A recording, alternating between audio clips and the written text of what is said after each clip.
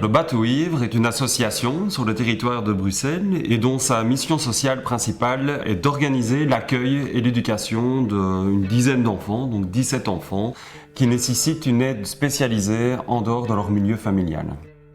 C'est une association qui est mandatée à ce titre par des juges de la jeunesse et ils nous mandatent pour accueillir ces jeunes parce qu'ils connaissent dans leur famille une rupture ou des difficultés sociales ou familiales importantes. Je vais chacun vous donner une fiche. C'est un petit peu le centre névralgique du jeu. Tout le parcours, c'est 4 semaines en fait. Et ce qui se passe concrètement pour des jeunes qui grandissent chez nous, il y a une étape un peu charnière qui se situe aux alentours de 15-16 ans où le jeune doit petit à petit acquérir un maximum d'autonomie.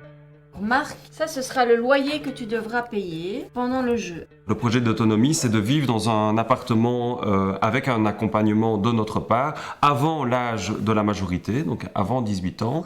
Morgane, toi comme charge, tu dois écrire le loyer que tu donnes effectivement pour ton appartement puisque tu es déjà en appartement. À Marc.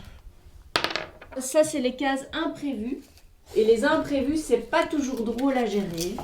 Enfin, moi, j'ai quand même l'impression que c'est un peu un stress pour les équipes éducatives, que cette étape de la mise en autonomie. Donc, ça doit certainement être un stress pour le jeune aussi. Hein. Et souvent, vers 16 ans, ils ont très envie d'être autonomes et de partir en appart. À 17 ans, ils n'ont plus envie du tout. Parce qu'à 16 ans, voilà, ça reste une perspective agréable. Je vais avoir mon appart, je vais faire ce que je veux, je ne devrai rendre de compte à personne. Voilà, c'est un peu le rêve. Et puis au fur et à mesure que l'échéance approche et qu'ils prennent aussi plus conscience aussi de toutes les contraintes et toutes les responsabilités que ça va représenter, bah, ils sont beaucoup moins enthousiastes à l'idée de partir. Il y en a qu'on a vraiment dû soutenir énormément pour cette recherche d'appartement parce que c'était extrêmement difficile pour eux. Donc Morgane, toi qu'est-ce qui te reste en fin de mois ? Alors, la campagne de financement permettrait d'acquérir un logement dans une commune proche de notre foyer d'accueil qui est situé à Watermal-Boisfort. Et donc, un projet de financement aux alentours de 200 000 € qui permettrait du coup d'accueillir 2 jeunes en colocation et que tous nos jeunes qui ont ce projet d'autonomie puissent en bénéficier directement. Et donc notre grosse difficulté actuellement, c'est qu'on envoie ces jeunes à l'autre bout de Bruxelles.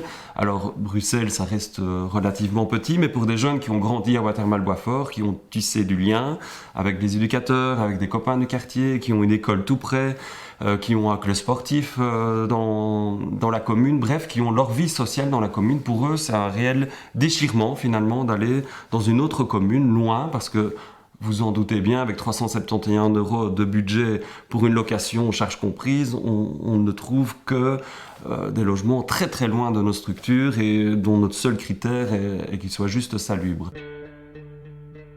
Et je pense que les jeunes qui viennent chez nous méritent vraiment dans leur vie d'avoir un soutien et soutenir ce projet unique sur Bruxelles permet finalement d'aider un peu plus ces jeunes à mieux s'émanciper, à mieux devenir adulte, à mieux grandir et finalement, pour parler peut-être un peu simplement, c'est donner un peu un coup de pouce à ces jeunes qui en ont vraiment besoin.